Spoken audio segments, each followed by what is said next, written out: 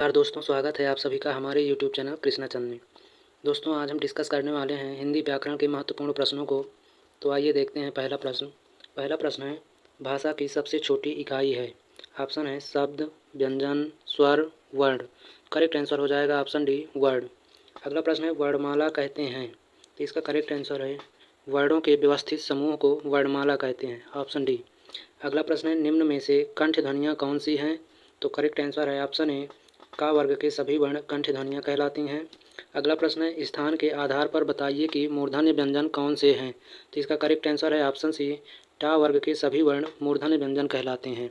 अगला प्रश्न है, निम्न में से अल्प प्राण कौन सा है। तो इसका करेक्ट आंसर है ऑप्शन बी, वर्गीय व्यंजन का पहला, तीसरा और पांचवा वर्ण अल्प प्राण कहलाता है।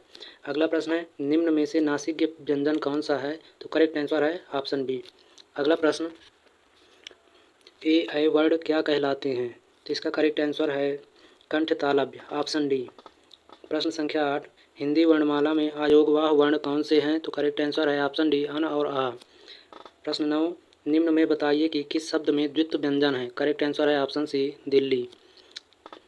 अगला प्रश्न है, स और हा कौन से व्यंजन कहलाते हैं। तो करेक्ट आंसर है ऑप्शन सी, ये सभी स्पर्शी व्यंजन कहलाते हैं। अगला प्रश्न है, निम्नलिखित में से बताइए कि नवीन विकसित ध्वनियाँ कौन सी हैं। तो इसका करेक्ट आंसर है ऑप्शन ए। अगला प्रश्न, निम्न में से कौन सा घोष वर्ण है। तो करेक्ट आंसर है ऑप्शन सी, म। अगला प्रश्न, कौन सा अमानक वर्ण है। तो इसका करेक्ट आंसर है ऑप्शन सी। अगला प्रश्न है, का, गा, जा और फा ध्वनियाँ किसकी हैं। करेक्ट आंसर है ऑप्शन बी, अरबी फारसी की।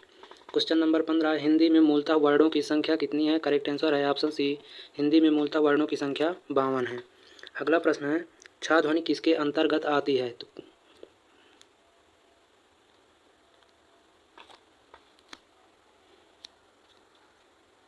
इसका करेक्ट आंसर है ऑप्शन सी, संयुक्त वर्ण के अंतर्गत।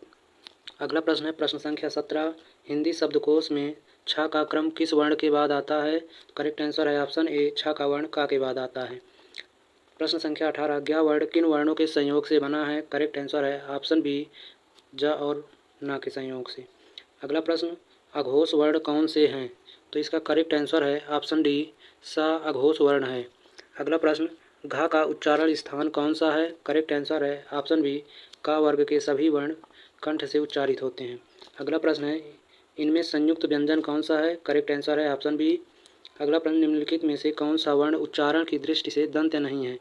दोस्तों, ता वर्ग के सभी वर्ण दंत से उच्चारित होते हैं और टा वर्ग के सभी वर्ण मूर्धा से उच्चारित होते हैं, अतः करेक्ट आंसर है ऑप्शन डी।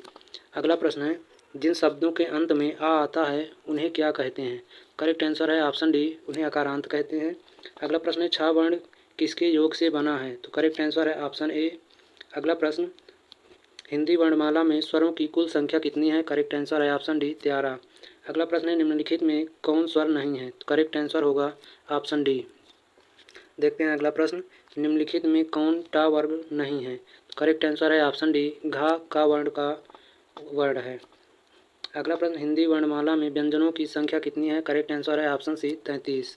अगला प्रश्न, निम्नलिखित में से कौन सा पश्च स्वर है। करेक्ट आंसर है ऑप्शन ए। अगला प्रश्न, निम्नलिखित में से कौन अयोगवाह है। करेक्ट आंसर है ऑप्शन ए, विसर्ग।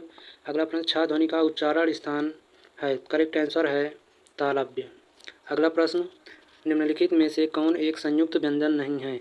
करेक्ट आंसर है ऑप्शन बी। अगला प्रश्न, तालव्य व्यंजन कहलाते हैं। तो दोस्तों, चा वर्ग के सभी वर्ण तालव्य व्यंजन कहलाते हैं, तथा करेक्ट आंसर ऑप्शन ए है। अगला प्रश्न, या, रा, ला व किस वर्ग के व्यंजन है। करेक्ट आंसर है ऑप्शन सी, अंतस्थ। अगला प्रश्न है, अनुनासिक का संबंध होता है। तो दोस्तों, अनुनासिक का संबंध नाक और मुंह दोनों से होता है। करेक्ट आंसर है ऑप्शन सी। अगला प्रश्न, अनुनासिक व्यंजन कौन से होते हैं। करेक्ट आंसर है ऑप्शन डी, वर्ग के पंचमाक्षर। अगला प्रश्न है, हिंदी वर्णमाला में स्वरों की संख्या है। करेक्ट आंसर है ऑप्शन सी, 11। अगला प्रश्न, कंठोष्ठ्य ध्वनि का उदाहरण है। करेक्ट आंसर है ऑप्शन ए, औ। अगला प्रश्न, भाषा निर्माण की इकाइयों का सही अनुक्रम है। तो करेक्ट आंसर हो जाएगा। अगला प्रश्न देखते हैं, निम्नांकित में से उच्चारण स्थान के आधार पर कंठ से लेकर मुख विवर में उच्चारित व्यंजन ध्वनियों का सही अनुक्रम है। तो इसका करेक्ट आंसर हो जाएगा ऑप्शन ए। अगला प्रश्न है, प्रयत्न के आधार पर ला किस प्रकार की ध्वनि है? करेक्ट आंसर है ऑप्शन ए पार्श्विक। दोस्तों आज की वीडियो में बस इतना ही, मिलते हैं अगली वीडियो में। जय हिंद।